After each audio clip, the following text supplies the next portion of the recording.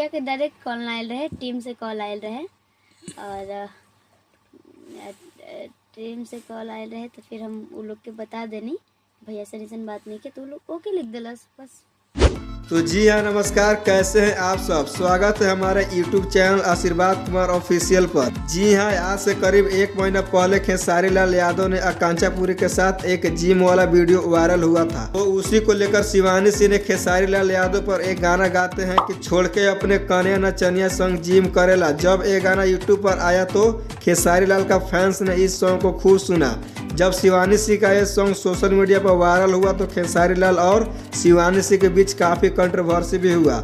उसी बीच शिवानी सिंह ने अपने इंस्टाग्राम आईडी से पोस्ट करके लिखती है कि खेसारी जी, हमसे गलती हो गई, मुझे माफ़ कर दीजिए।